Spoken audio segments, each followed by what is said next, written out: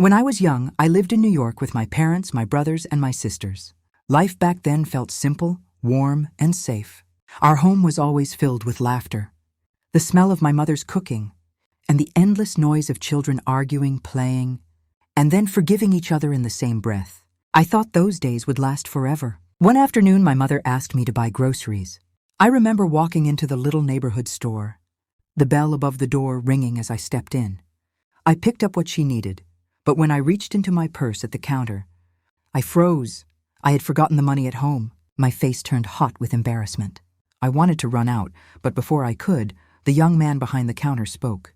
He was Indian, probably not more than a few years older than me, with kind eyes and a gentle voice. "It's all right," he said. "Take the groceries with you. Bring the money later." In a city as busy and cold as New York, no one ever did something like that. His kindness stayed with me the entire day. 2 days later, I went back to return the money. I thought I would just hand it to him and leave quickly. But instead he smiled, asked me to sit, and offered me a cold drink. We began to talk, about small things at first, school, work, family. I don't know how or why, but it felt like I had known him for years. From that moment, something changed. I started visiting the store more often, sometimes with an excuse, sometimes with none. Soon we began meeting outside the store too. We walked through Central Park, sat together at the movies, and talked late into the evenings about everything and nothing. He made me laugh, he made me feel seen, and slowly I realized I was falling in love. One night, beneath a dim streetlight, he held my hands. His palms were warm, his voice trembling as he said the words that still echo in my mind. "Will you marry me?" I didn't hesitate. My heart said yes before my lips did. But when I told my family, everything collapsed. My parents were shocked, my siblings angry. They said I was too young, that he was Indian, that our cultures would never match. They forbade me from seeing him again, but I was already lost in love, blind to everything except the dream of being with him. I argued, I pleaded, I cried. When they refused to listen, I made the most reckless choice of my life. I packed some jewelry, some money, and one night I ran away with him. Together we left New York and started a new life in San Diego. I thought it was the beginning of a love story. I didn't know it was the beginning of my downfall. When we reached San Diego, everything felt like a dream. I had left behind my parents, my brothers, my sisters, my friends, my entire world. But I believed I was stepping into another, brighter world with him. We rented a small apartment at first, nothing fancy. Just 2 rooms and a balcony that looked out over a noisy street. I didn't care. I was with him, and that felt like enough. I had carried jewelry and money with me when I left home. With that, we started a small business. He had ideas, I had the resources. Together, we opened a tiny grocery shop. We worked side by side, stocking shelves, serving customers, sweeping the floor when the day ended. Slowly, the shop began to grow. The profits increased, and within a year, we expanded. We weren't rich, but we had enough to live comfortably. Those years, I thought, were the happiest of my life. We laughed, we traveled a little, we bought small things for the house. He used to look at me as if I was the only woman in the world, and I believed him. I used to tell myself that leaving my family was worth it, that love was worth every sacrifice. But I was blind. One afternoon, about 4 years after our marriage, I came home earlier than usual. I opened the door, humming a tune, carrying a bag of vegetables. I walked into the bedroom, and my world collapsed. He was there, in our bed, with another woman. I froze in the doorway. My hands went cold, the bag slipped from my fingers, and tomatoes rolled across the floor. He jumped up, shocked, trying to explain, but the sight was burned into my eyes. The woman hurriedly dressed and ran out, but her perfume lingered in the room like poison. I shouted, I cried, I cursed him. He tried to calm me, but his words meant nothing. The man I had trusted, the man I had given up my family for, had betrayed me in the worst way possible. For days afterward, I couldn't eat, couldn't sleep. Every time he came near me, I saw her face, her clothes scattered on the floor. I wanted to leave, but where would I go? I had burned every bridge behind me. My parents would never forgive me. My siblings would never take me back. I had no one. He was all I had, and yet he was the one who had broken me. I thought it was a single mistake, a weakness. I tried to forgive. I told myself love could heal even betrayal, but I was wrong. Not long after, I found him again, with another woman. This time there were no excuses, no apologies. When I confronted him, he turned violent. He shouted, raised his hand, even struck me. That night I sat in a dark corner of the house, my face bruised, my heart shattered. And yet I stayed, because I had nowhere else to go. After that night, nothing between us was the same. I tried to pretend, tried to bury the hurt, but the cracks only widened. He stopped treating me as his partner. He became distant, cold. Sometimes he didn't come home at night. When I asked, he snapped at me, accused me of nagging. I noticed changes in the shop, too. He was handling money differently. The profits that we once counted together at the dining table, he now counted alone. Whenever I asked, he said I worried too much. He laughed it off, but the laughter had no warmth. The love that once held us together was gone, and in its place grew suspicion, arguments, and silence. I would sit alone in the evenings, staring at the door, waiting for him, and when he came, it was often with anger on his face, or the smell of another woman on his clothes. One day I caught him again, this time in broad daylight outside a hotel. He didn't even look ashamed. He looked annoyed, as if I were an inconvenience, as if I had no right to question him. I shouted, begged him to remember what we had built together, but he walked away, leaving me standing in the street. People staring at me like I was some foolish woman who didn't know her place. The fights grew worse. Words turned to insults, insults to blows. He called me useless, told me I had nothing without him. And I believed it. I had left everything behind for him, my family, my city, my entire identity. What did I have left now? Only him, even if he was slowly destroying me. One morning I woke up and he was gone. The bed was cold beside me, his clothes missing from the wardrobe. I waited the whole day, pacing the room, hoping he would walk back through the door. But night came, and still he didn't return. The next day I went to the shop. But when I arrived, my heart stopped. The shutters were down, the windows empty. I asked the neighbors, and they told me the truth. He had sold everything. The business we built with my jewelry, my money, my effort, it was gone. He had taken it all and disappeared. I stood there in the street, staring at the empty shop, my hands shaking, my throat dry. It felt like the ground beneath me had been pulled away. He hadn't just betrayed me, he had erased me. I went back home, sat on the floor, and cried until there were no tears left. My neighbors must have heard, but no one came. In that moment, I realized I was utterly alone. No family, no husband, no money, no future. For days, I searched for him. I went to every place he used to visit, asked everyone we knew. Some pitied me, some looked away. But he was gone, and still, I refused to believe it. I told myself there had to be an explanation, that one day I would find him again. For weeks, I searched every corner of San Diego. Every morning, I would wake up with a flicker of hope. Maybe today I'll find him. Maybe he'll return. But by nightfall, that hope always shattered. He had vanished without a trace. The apartment grew colder with every passing day. The walls that once echoed with laughter now closed in on me like a prison. Sometimes I thought I could still hear his footsteps in the hallway, his key turning in the lock. But it was only my imagination torturing me. Then one evening, as I searched through old papers, I found an address he had written months ago on a scrap of paper. Delhi, India. My heart raced. Maybe that's where he had gone. Maybe he had planned it all along.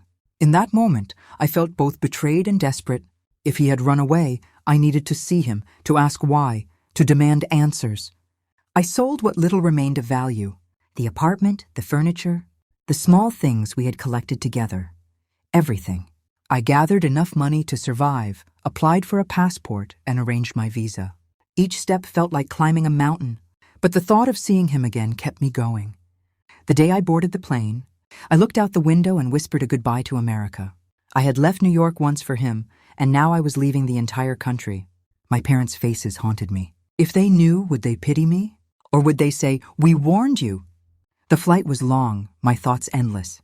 I remembered his smile, the first time he held my hand, the promises he made.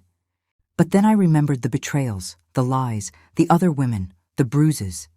My heart was at war with itself, love pulling one way, pain pulling the other. When the plane landed in Delhi, the air felt different, thicker, heavier. I clutched the paper with his address as if it were my lifeline. I hired a taxi, my heart pounding with every passing street. When we reached the neighborhood, I stepped out, staring at the buildings. My hands trembled as I knocked on the door of the address written. But when it opened, a stranger stood there. Confused eyes, no recognition. I asked about him, gave his name, described him, begged for a clue. The man shook his head. "No one like that lives here," he said firmly. I went door to door asking neighbors, showing his photo. Some shrugged, some frowned, some turned away as if I was mad. Finally, an older woman told me, "Child, no man by that name has ever lived here." I felt my knees weaken. My only lead, my only hope, nothing. The address was a lie, a trick, another betrayal. For weeks, I wandered through Delhi, searching streets, asking strangers, walking until my feet bled. But I found nothing. It was as if he had never existed at all, and yet I could not stop. I told myself, if not here, then somewhere else. Delhi swallowed me whole. The crowds, the noise, the heat, it all pressed down on me. But nothing compared to the weight inside my chest. Every morning I set out with his picture, asking strangers, walking through markets, waiting near hotels, hoping someone might recognize him. But day after day there was nothing. I rented a small, cheap room in a crowded part of the city. At night I lay awake, staring at the ceiling fan, listening to the barking of stray dogs outside. My money began to disappear quickly. Food, rent, endless taxi fares to chase rumors that led nowhere. One afternoon, I went back to that address again, desperate for something I might have missed. But the neighbors grew impatient. One man told me bluntly, "He fooled you. Go back where you came from." His words cut deeper than any knife. But how could I go back? What face would I show my family after everything? I had betrayed their trust, abandoned their love, thrown away their warnings. To return now, empty-handed, broken, it felt impossible. And so I stayed. After months of searching, someone whispered that he might have gone to Mumbai. My heart leapt. Mumbai, a city by the sea, full of millions of people, but to me, it became the last flicker of hope. If I could just reach him there, maybe I would find closure. Maybe he would explain. Maybe he would still love me. I took the train south. The journey was long, crowded, suffocating, but I didn't care. I clutched my bag against me, staring out the window at landscapes rushing by. Villages, fields, rivers, they blurred into nothing, because all I could see in my mind was his face. When I arrived in Mumbai, the city overwhelmed me. The air smelled of salt and smoke, the streets buzzed with life day and night. I checked every hotel I could afford, showed his photo to shopkeepers, asked questions to strangers. Most shook their heads, some ignored me, a few even mocked me. "Why are you chasing a man who left you?" they asked. I had no answer. Days turned into weeks. My savings dwindled to almost nothing. Hunger became familiar and my clothes grew worn. Eventually I found a room in an old, crumbling house by the sea. The paint was peeling, the walls damp, but it was cheap and I had no choice. I told myself it was temporary, that soon I would find him. Every morning I walked the city, searched the markets, the stations, the crowded lanes. Every night I returned empty-handed, my body aching, my heart heavier. And then one evening, standing on Marine Drive, watching the waves crash against the rocks, the truth struck me. He was gone. Whether dead, married to someone else, or simply hiding, I didn't know. But he had left me, erased me, abandoned me in a country that was not my own. Still, I couldn't leave. And so Mumbai became my prison. And over time, it became my home. The old house in Mumbai became the place where my life slowly unraveled. Its walls were damp, its windows cracked, its ceiling stained with years of neglect. At first I told myself it was temporary, that I would leave as soon as I found him. But days became months and months became years. The search turned into a habit and then into silence. I had no family, no friends, no familiar faces. The neighbors in the building barely looked at me. To them, I was just another foreign woman who had lost her way. Some pitied me, some avoided me, and some whispered that I must have been cursed. They weren't entirely wrong. Money was my constant enemy. The savings I had left dwindled quickly. I sold pieces of jewelry, one by one. The necklace my mother gave me. The earrings my sister had admired when we were children. Each time I handed one over to the pawnbroker, I felt as though I was peeling away another piece of myself. I found small jobs to survive, cleaning houses, teaching English to children whose parents wanted them to learn. Sometimes I stood at the market, bargaining with vendors for food, ashamed of how far I had fallen. I, who once lived in the bright streets of New York, laughing with my siblings, was now a stranger in a land where I belonged to no one. Loneliness became a shadow that followed me everywhere. In the mornings, I sat by the window, watching the street below, listening to children run to school, women gossiping at the corner. Their voices reminded me of what I had lost. At night, I lay awake, listening to the sea crashing against the rocks. wondering if it was trying to tell me to return home or to give up altogether. But going home was impossible. Too much time had passed. My parents would be gone by now, my siblings scattered with families of their own. What would I say to them? That I had wasted my life chasing a man who destroyed me? That I had given up everything and ended with nothing? No, I could not bear their eyes, their questions, their judgment. So I stayed. Years folded into one another. My face grew lined, my hair silver. The fire of youth dimmed, replaced by the dull ache of survival. The only constant was regret, a companion that never left my side. Sometimes I still dreamed of him, his smile, his laugh, the warmth of his hand in mine. And when I woke, the emptiness beside me felt sharper than ever. I often asked myself, was it love? Or was it a curse I chose with my own hands? I had been blind, foolish, reckless, and now every day of my life reminded me of that mistake. In the end, the house did not feel like a home. It felt like a punishment, a cage where the echoes of my past kept me alive, but never let me live. Time has a way of slipping through your fingers without you realizing it. When I first came to Mumbai, I thought it would only be for a few weeks, maybe months. I told myself every day, tomorrow I will find him. But tomorrow became years, and years became decades. I watched myself age in the cracked mirror of that old house. At first, just a faint line at the corner of my eyes. Then silver strands weaving into my hair. Then the heaviness in my bones when I climbed the stairs. Life passed me by while I stood still, waiting for a man who had already erased me from his life. The city around me changed. New buildings rose, old ones crumbled. The street below filled with new faces, new voices, new laughter. Children who once ran to school now had children of their own. But I remained the same, alone, unchanged, forgotten. Sometimes I tried to convince myself to start over. I thought about working harder, saving money, building a new life. But hope is a fragile thing, and mine was already broken. I was too tired, too consumed by regret to believe in beginnings anymore. The nights were the hardest. When the world went quiet, memories became louder. I would lie in bed, replaying my youth over and over like a film I could not turn off. I saw my parents' faces, my siblings' laughter, our home in New York. I remembered the first time he smiled at me in that little store, the way my heart had raced when he asked me to marry him. I remembered the arguments, the betrayal, the emptiness of that shop after he sold everything and disappeared. The past haunted me more than the present ever could. There were days I hated him, wished I could erase his face from my mind. But there were also days when I missed him so deeply that it hurt to breathe. How cruel is love, that it can wound you even long after the person is gone. I sometimes wondered if he was alive. Maybe he built a new family somewhere. Maybe he had children who called him father, a wife who never knew the lies he told me. Or maybe he was gone, buried in some corner of the world, leaving behind no trace but the ruins of my life. I will never know, and so the years kept taking pieces of me. My youth, my strength, my laughter, all stripped away, leaving only this old body and these heavy memories. Now when I look at myself, I see not just a woman, but the wreckage of choices made in blindness. I traded everything for love, and love betrayed me. I thought time would heal, but instead, time became another thief, stealing the last bits of hope I carried. And yet I keep breathing. That, perhaps, is the cruelest part of all. Now I am 60. The woman who once dreamed in New York, who once ran away for love, now sits in an old, crumbling house in Mumbai. My body is slower, my bones ache, and the face I see in the mirror is lined with years of pain. But the heaviest burden I carry is not age, it is memory. My days pass in silence. I wake before dawn, not because I want to, but because sleep has long abandoned me.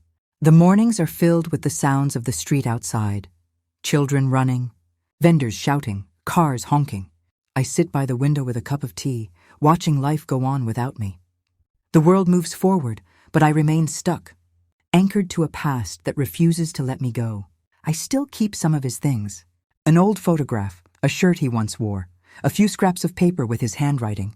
I don't know why. They do not comfort me. They torment me. But throwing them away feels impossible. Perhaps I hold on to them because without them, I would have nothing left to prove he was ever real. Sometimes I even wonder, did I imagine it all?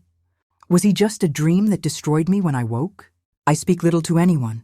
The neighbors know me as the old foreign woman who keeps to herself. Some nod politely, some ignore me. A few whisper stories about me. I let them. I no longer have the strength to explain who I am or why I am here. Money is still a struggle. I give English lessons to neighborhood children when their parents can pay. Some days I clean, some days I stitch clothes. It is enough to buy food, to pay rent for this decaying room, to survive. Nothing more. Survival, that is all my life has become. At night, the loneliness is sharpest. I eat alone, I sit alone, I sleep alone. There are no voices calling my name, no laughter in the house, no family gathering around a table. Sometimes I talk to myself, just to remember the sound of my own voice. Other times I whisper to God, asking why He kept me alive when all meaning was stripped away. And yet, despite everything, I cannot leave this city. I cannot leave this house. Somewhere deep inside, a foolish part of me still clings to the idea that one day I might see Him on the street, that one day He might return, even if only for a moment. Hope is cruel. It refuses to die even when everything else has. So this is my life now, a room full of silence, a heart full of regret, and a body growing weaker with each passing day. I am a prisoner of my own choices, chained not by walls, but by memories that never fade. And every night as I close my eyes, I wonder if tomorrow will finally be the day I stop remembering. Do you know what it means to count the cost of a single choice for a lifetime? I do. I can measure it in small, practical ways. The days I missed with my family, the pieces of jewelry I pawned one by one, the nights my stomach grumbled while I watched couples pass by holding hands. I can measure it in quieter, deadlier ways too. The slow erosion of self-worth, the way my voice stopped believing itself, the way I learned to shrink in rooms so I wouldn't take up space. People talk about love like it's a soft thing, like petals and music. They rarely speak of the long calculus, the long bill that comes due years later, with interest. When I married him, I thought I had bought a life of laughter. Instead, I discovered I had mortgaged my future. I traded certainty for a promise, and promises, as I learned, are fragile paper in the face of human greed and fear. Sometimes I tried to fight back. I went to offices. I asked for records. I called names that were whispered to me in crowded tea shops. There were lawyers who asked for money I didn't have, officials who filed papers I couldn't follow, and a bureaucracy that loved the sound of its own stamps more than the truth. I learned, painfully, that justice is not always for the desperate. It was a lesson given at the cost of everything I owned. But even when legal routes closed, I found other ways to pay for my days. I taught English to children who wanted brighter futures. I helped market women balance their ledgers. I mended torn clothes at night by lamplight. Those small labors were my rent. They covered my food, my room, the occasional cup of tea that warmed me like a small investment in survival. In a strange way, these little acts became my redemption. They were modest, but honest. They kept me human. Regret is a long, patient thorn. It sits in the ribcage and reminds you constantly of what you might have been. I sometimes imagine my life had I not left New York. My mother's hand on my shoulder at weddings, birthdays with cousins crowded around, small quarrels that faded with the sun. Those images sting like salt. But regret also taught me something else, empathy. I learned from the bottom of hardship how to see people who stumble and how to offer a hand without judgment. I became the woman who recognized brokenness and still reached out. And in rare tender moments I felt gratitude. A child I taught read a whole page without help, and his face lit up like dawn. A neighbor shared a bowl of curry with me on a rainy night. Someone returned a lost note that meant more to me than money. These were tiny payments that did not erase the debt, but they softened it. So yes, love cost me everything I thought I owned, but it also stripped me of illusions and left a clearer, if harder, self behind. I am poorer in possessions, but richer in the quiet knowledge of what endurance means. If there is any lesson in my sorrow, it is this. Be brave, yes, but be wise. Love, yes, but do not lose yourself utterly in another. I do not know if I would change the choice if time were rewound. There are moments I wish I could. There are other moments I whisper thank you to, for the strength I never knew I had. Now at 60 years old, when I sit in this old Mumbai house with its cracked walls and dust-filled corners, I often ask myself, who am I now? Am I the foolish girl who left everything behind for love? Am I the betrayed wife who lost her husband, her family, her fortune? Or am I simply a woman who survived? Life has a way of chiseling us down, shaving off illusions until all that remains is the bare truth. My truth is simple. I loved once recklessly, completely, and I paid for it with decades of loneliness. Yet here I am, still breathing, still remembering, still speaking. That in itself is victory. Sometimes neighbors ask me why I never remarried, why I never went back to New York to beg forgiveness from my family. I could have, perhaps I should have. But shame is a heavy chain and pride even heavier. I had crossed a line, and in my stubbornness, I convinced myself there was no way back. And so I remained here, invisible to the world I once belonged to. Trapped between two countries, two versions of myself, I became two women. The first is the young girl from New York who laughed in movie theaters, who held hands under streetlights, who dreamed of a love that would last forever. The second is the older woman who wakes before dawn to sweep her small room, who teaches neighborhood children English for a few rupees, who carries her heartbreak like an invisible shawl. These two women live inside me, side by side, always at war and always at peace. Do I regret him? Yes and no. He betrayed me in every way a man can betray a woman. With lies, with abandonment, with cruelty. But he also gave me memories so vivid they still visit me in dreams. The way he smiled the first time he told me to take the groceries without worry. The way his hand felt steady in mine when we sat in darkened theaters. The way he looked at me when he asked me to be his wife. That girl, that foolish, happy girl, she was alive once because of him. For that I cannot erase him entirely. But here is the truth I want you to hear. Love should not destroy you. Love should not strip you of your family, your dignity, your future. Real love adds to who you are. It does not subtract. If I could tell that young girl in New York one thing, it would be this. Keep your heart, but keep yourself too. Now, when I sit by the window watching the world pass me by, I do not cry as I once did. I have no tears left. Instead, I whisper to myself, you survived. You lived through betrayal, through hunger, through abandonment. You carried the weight, and you are still standing. And maybe that is who I am. Not a victim, not a fool, but a survivor. A woman who lost everything for love, but found herself in the ruins. A woman who, even in silence, tells her story so that others may not repeat it. That is the woman I became. And this is the story I will carry until my last breath. Please don't forget to subscribe to my channel and tell me in the comments where you're watching from.